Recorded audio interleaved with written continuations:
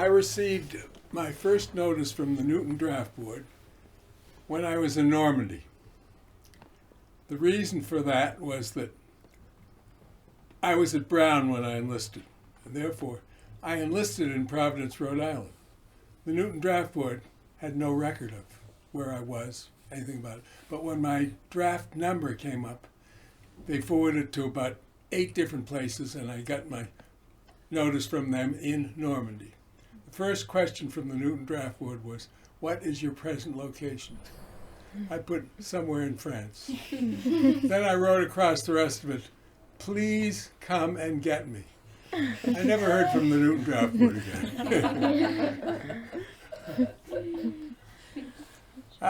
That's one of my little stories. It's surprising if they didn't come and get you and haul you out of there for being a wiseacre. Yeah. Well, I don't know. I have never met anyone from the Newton Draft Board. I don't even know whether they must have been located at City Hall. I don't know. One would imagine, yeah. Now let me tell you about City Hall. When I was a little kid, City Hall, where City Hall is right now, was one big swamp. And there was a streetcar that ran from Lake Street Commonwealth, right near Boston College, all the way to Normandy, up the center of Commonwealth Avenue. And that was, we didn't have any buses in those days. And I can remember that the streetcar started in downtown Boston, and the people from downtown Boston would go to Normandy for a summer holiday. And they'd go out to the river and they'd swim and whatever else. When I was in high school, we went to Normandy because it was the place to go. They had all the big bands in America. Glenn Miller played there, Harry James played. These names mean nothing to anyone, but they were the big bands of our time. And of course, what was well known in Newton for miles around was the Totem Pole Ballroom. And the Totem Pole Ballroom was where all the young kids, seniors in high school and juniors and freshmen in college around Boston, would go on a Saturday night. And that's where the big bands played. You must have some questions. Yes. Do you guys want me to start with this? Are we ready? Yeah. Yeah? Okay. Okay. Good afternoon. Today is March 1st, 2016. My name is Laura Marks, and I'm here at Newton City Hall with Richard Silverman. Together, we are participating in Newton Talks Oral History Project that is being conducted with the Newton Free Library, Historic Newton, and the Newton Senior Center. I know that you kind of touched on this a little bit, but what exactly were you doing before you entered the service? I was at Brown University. I had started Brown in the fall of 1941. I went to Brown directly from Newton High School, and of course there was only one Newton High School in those days. There were 8 of us that went from Newton High together to Brown. Getting into an Ivy League school, even in those days, was very difficult. 8 of us went to Brown, 8 went to Harvard, 6 went to Yale. I knew every one of these guys. That's how I remember the numbers. However, the large groups went to 3 colleges in the Boston area: Northeastern, Boston College, and Boston University. There were probably 150 students that went to each of those schools from our graduating class from Newton High School. Otherwise, as far as West Coast, nobody went to a West Coast college from here. Most everybody went to New England colleges, or some went as far south as the University of Pennsylvania. As far south. Nobody went to a Florida school or any other schools around there. What were you studying at Brown? I I could have had my degree in either English or economics. I think that I did get my degree in economics, but I had enough subjects in either one to give me a degree in that. I went through 4 years of Brown in 2 years, 2 calendar years. The way that we did that is that I started in the fall of 41. I enlisted in the fall of 42. I came back in February or March of 1946, and I graduated in June of 47. Wow. So where exactly did you serve? Well, I was in the Army pretty close to 3 years, of which 2 years were in Europe. I landed in Normandy on D+8, and I went all the way across France, and when the war ended, I was in southern Germany. Do you remember what it was like when you first arrived? First arrived where? In Europe. I sure do. I can remember all of that as if it was yesterday, and I can't remember where I was yesterday. You'll find in talking to older people, this is generally true. Their memories fail them, but things that happened to us 60 or 70 years ago, we remember vividly. Here, when we landed in Normandy, D+8, they were several miles inland. There wasn't even any fighting going on there. But it was still pretty exciting. We were on a flat-bottomed barge, and the barge pulled up to the beach until it scraped the bottom. And then we all jumped off and waded in the rest of to the beach. When we got to the beach, captain called us all together, and just a roll call, and we were missing one man. That was our first casualty. Wading in, one of our guys had drowned, and no one even saw him go under. They found his body a couple of days later. So that was pretty sad. No enemy fire. He just went under. We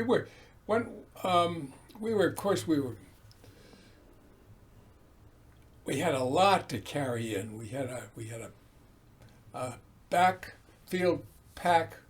We had our rifles. Something that we had that no one remembers to this day is gas masks. We were very much afraid that the Germans were going to use gas, and they never did. So we had a gas mask strapped across our chest, and we feel that Russ Peters, who was the boy that was drowned, we feel that it was because of his gas mask. We just surmised that in wading in, he had stepped into a shell hole. And in stepping in, he lost his footing, and he threw his arms up like that. And the gas mask strap came up and cut off his windpipe. I will tell you another funny story that happened to me in Normandy. We'd been in Normandy a few weeks, and I was a staff sergeant. And the captain called me to his tent, and he said, "Sergeant, we're having an absentee election in the States for the president. The 2 candidates are Franklin D. Roosevelt and a guy named Dewey. And I want you to hand out the ballots to your men, have them fill them out, and bring them back to me." So he gave me about 25 ballots. I brought the ballots back to the captain, and we checked off each name. The captain said, "Sergeant, where's your ballot? I noticed that you didn't make out a ballot." I said, "No, sir, I didn't vote." "You didn't vote? What the hell kind of patriotic American are you? You didn't vote in a presidential election? Would you mind telling me a personal question?" I said, "No, sir." He said, "Why didn't you vote?" I said, "Sir, I'm not old enough." In those days, you had to be 21 to vote. And they had lowered it to 18. Here I had guys under me that were old men. They were 36 years old, which was very old to be in the Army in those days. And I was a 19, 20-year-old kid. What other questions can I answer? Oh. This is interesting. When the war ended, as I told you, we were in southern Germany. And the government had a program at that time called INE. It's amazing how I remember these initials and programs. Anyone who was in the Army who had enlisted from college could go to a university in Europe at government expense. And I qualified. And I went to the Sorbonne. So I left Germany for a while and I went back to Paris to the Sorbonne, which was a great experience for me.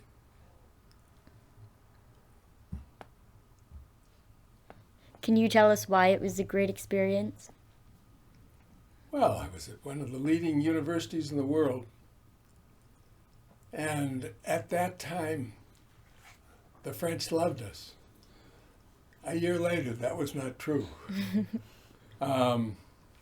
Every night, we were invited to French homes for dinner. We were invited to French institutions for cocktail parties. We were big heroes then. We were the first Americans back at the Sorbonne, and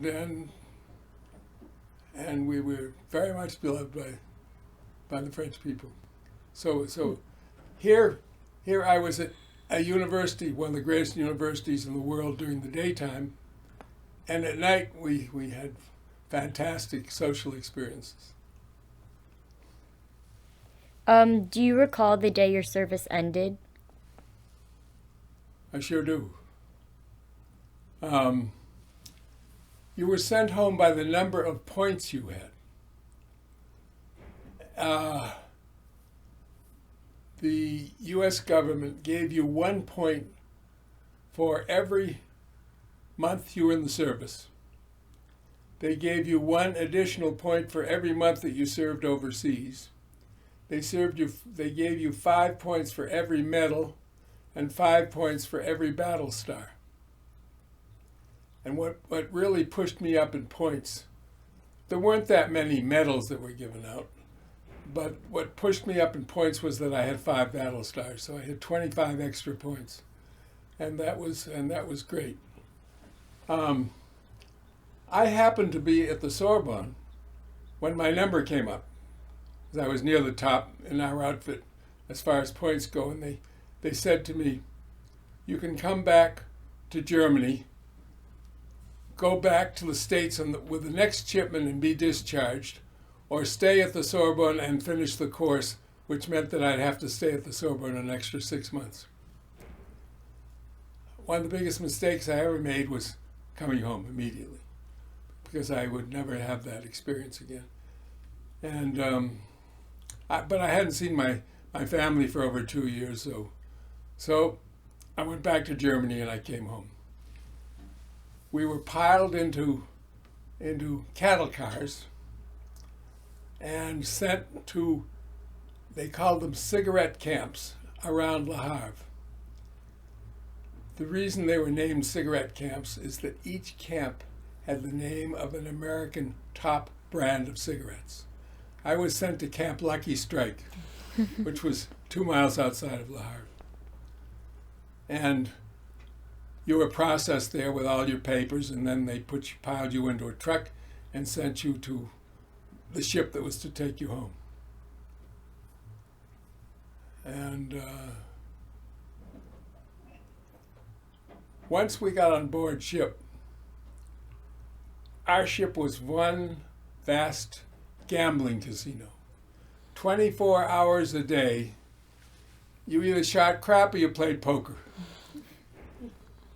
The lights went out at 9 o'clock at night, but the latrine lights were on 24 hours a day. So the latrines were full of soldiers shooting crap. Yeah, I can remember these experiences now. Now, everyone that got on that boat was rich. And I mean, in those days, rich. We had not been paid for 3 months, and we received 3 months' pay in cash before we got on board the ship. In addition to that, we had been in Germany, and the black market prices for everything in Germany were unbelievable. In prices of those days, a carton of cigarettes sold on the black market for $750. If you can imagine what that would be in today's dollars, $750. So no one got on board ship with less than $4,000 or $5,000 in cash, and that was a lot of money. So I was a big poker player. And by the time we got to Boston, there were probably 50 guys on board the ship that had all the money, and everybody else was broke. Fortunately, I was one of those that had a lot of money. I probably had about $10,000 or $12,000 in cash, which was a lot of money. And I was playing poker, and over the loudspeaker system, at that time I was a corporal. I had been broken in rank from sergeant to private, which is in my book, another story. I'll tell all of you if you're interested. Corporal Richard Silverman, please report to the top deck. Top deck? Top deck is only for officers. Oh, what did I do? I mean, all I've been doing is playing cards. So I went up to the top deck. The captain came to me. You Corporal Richard Silverman? I said, yes, sir, I am. He said, there are people standing on the pier over there that have been paging you with a loudspeaker.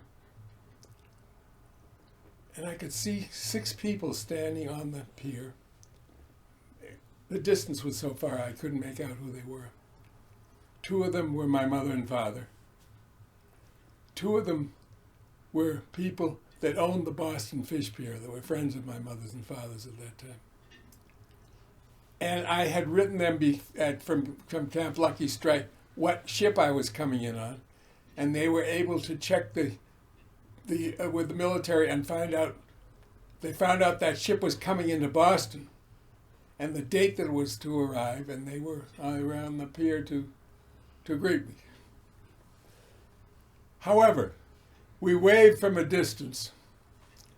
They told me who they were on the speaker, but I never got to see them. We went from there to Fort Devens, and from Devens I was discharged.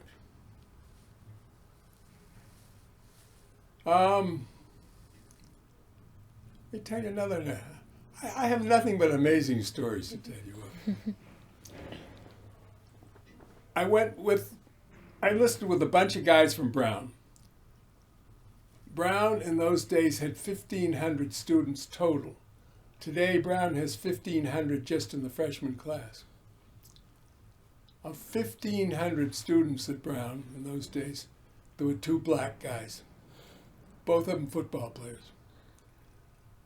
One of them enlisted with me, Charlie Bentley. Wonderful guy. Charlie and I were still in civilian clothes, and standing beside our bunks in the barracks at Fort Devens. And a big, burly sergeant, Southern of course, came into the barracks. And he goes up to Charlie and he says, "Nigga, what you doing in a white man's barracks?" And Charlie, we were all so startled. We didn't know what to do or what to say. And Charlie says, "Well, I'm part of the Brown University group. We all came in together." He says, "I don't know what group you belong to, but you pick up your gear and you follow me to the nigger section of this camp." And that's the last we saw of Charlie Bentley. Not a terrible story? Now, I'm still in civilian clothes. Private Richard Silverman, report to the orderly room, please. I report to the orderly room. He says, there's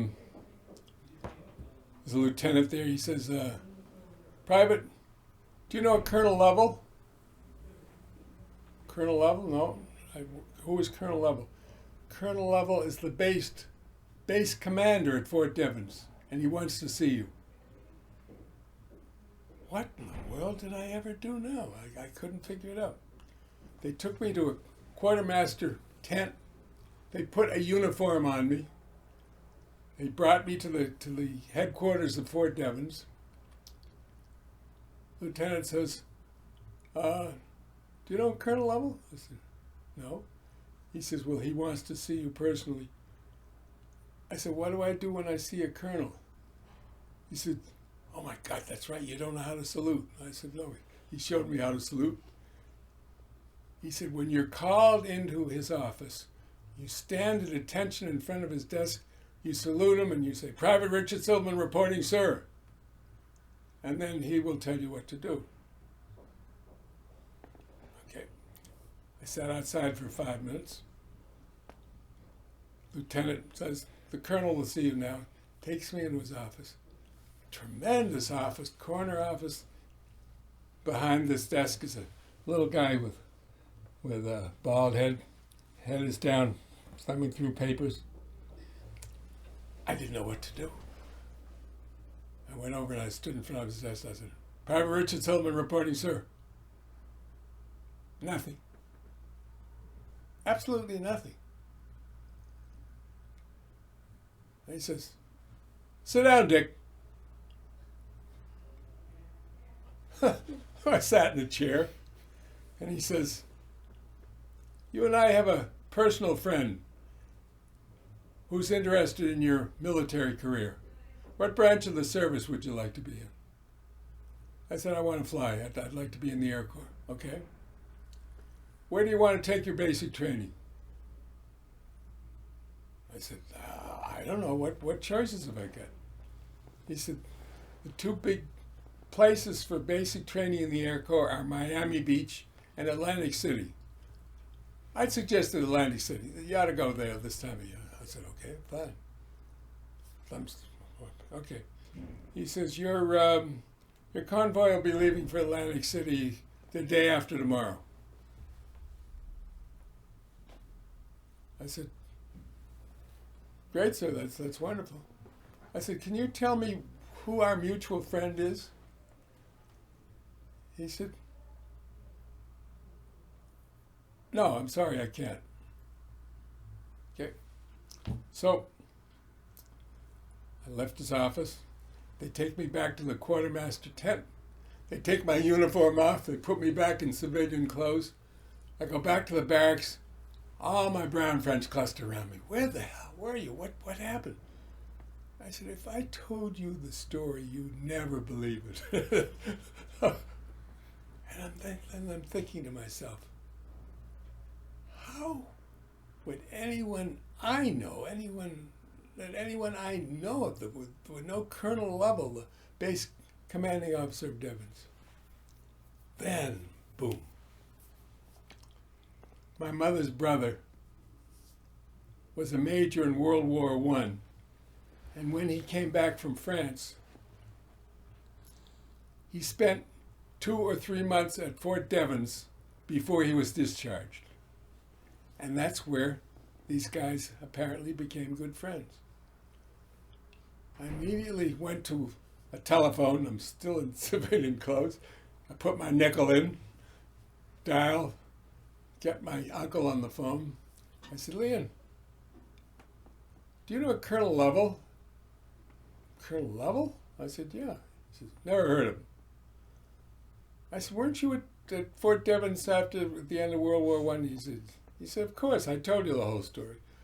I said, well, that's what I thought. And you don't know Colonel Lovell? He said, never heard of him. He said, I'm busy, I can't talk to you now. He says, by the way, boy, have a good time in Atlantic City. Aren't those good stories? Uh-huh. I think I put them in my book. I wrote that book so long ago that I really don't remember what's in it. But some of these stories come to me now that I had forgotten about before. There's one particular story that I don't think is in the book, and I don't remember. How much time have we got? Coming close here. Yeah? You at, who's the next person? We have to be done by 4:15. Oh, 4:15. Okay. So we've got another, 20 minutes. 20 minutes, yeah. how much? Yeah, we've got 15 more minutes. Okay. Yeah. Now, what did I do in the Army? I was not a combat infantryman. I was in the Air Corps. But I was in an Air Corps communications outfit, so that we were with the infantry. I was a cryptographer. So I worked with a radio operator and a Jeep driver, and we were a mobile team. We went up and down the sector that we were assigned to, and we found out where the front lines were, and we would put a message in code and send it back. I was with the 9th Air Force. We would send it back to the 9th Air Force, and we would say the bomb line for today is grid section so-and-so and so-and-so. And that way we made sure that the 9th Air Force didn't strafe and bomb our own lines. So that was number one function. Number two, when I was in England, before I went to France, I learned how to break the German codes. And I could break every message that a German pilot sent to his air base or an air base in Stuttgart sent to Berlin, all in code. I could break it, and within 5 minutes, everybody in the 9th Air Force knew the intelligence that the Germans sent out. And no one has any idea how much this helped us win the war. We were credited with shooting down several hundred German planes because we would get a message, 2 Me-109s will be leaving Stuttgart at 9 o'clock tomorrow morning, and they will be making a bombing run over such and such a section in Belgium or France or wherever. We immediately sent that information to the 9th Air Force, and the 9th Air Force intercepted them. They knew they knew their flight plan. They knew the exact where they were going, when they were going to arrive there, and they hit them from above. So this was my job in the Army. The war was almost over. We were in southern Germany. The German army still had not surrendered. And our team was moving from one small German town to another. We were still intercepting and still sending out messages. And when we would go through a small German town, you never saw a German. They would all be behind closed doors, and they hung white bed sheets out the windows, which meant that the town surrendered. We got to this small town. All the white bed sheets are hanging out the windows. We pulled into the main square, and in every German small town they were similar. The main square was a fountain. They had no plumbing in those days. So everybody, if you wanted water, you went to the fountain. and you get your water. We went to the fountain to fill up our canteens, and we're standing by the fountain, and we're surrounded by the buildings with all the white bed sheets hanging up, and suddenly, ping, a bullet bounces off the hood of our Jeep. And we ducked down and looked up at a window, and we saw the muzzle of a German rifle sticking out the window. And I said to Jack, my radio operator, I said, Jack, come on, let's go get him.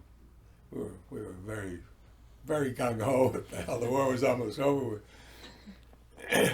I said to the Jack driver, Bill, you duck behind the Jeep. And bing, another bullet smashes the windshield of the Jeep. Jack and I ducked down. We went around to the front of the building. Doors unlocked. We climbed 4 flights of stairs. Go to the corner where we figured whoever it was shooting at us. We both had our rifles drawn.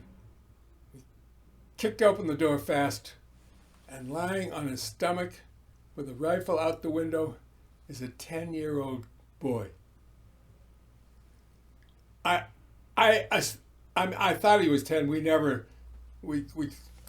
didn't speak German, so we never found out whether 10 or 12 or 11 or whatever, but I say 10 in the story. And we screamed surrender, and he turned around and he threw up his arms and threw down the rifle on the floor. And I went over to him. He was in civilian clothes, shorts, and like a T-shirt, and he had an armband on. And on the armband there was a big swastika, and it said Deutsches Volksturm Wehrmacht. Any of you speak German? That means German People's Army. Towards the end of the war, Hitler drafted all of the young kids and the old men into the German army, but he didn't have uniforms for them. He had plenty of guns, so he gave them each a rifle, and he gave them each an armband to wear so that it said Deutsches Volksturm Wehrmacht. They were part of the German People's Army. And that's another story. At any rate, everybody says, what'd you do with him? We told him to go home. We let him go. Jack kept his rifle as a souvenir, my buddy, and I kept the armband. I've got the armband at home.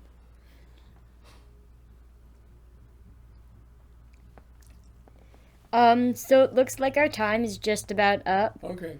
What is one more thing that you would like people 100 years from now to know about your time in the service? Gee, that's hard to say. Well, it's certainly the most exciting years of my life. And I think that it's an experience that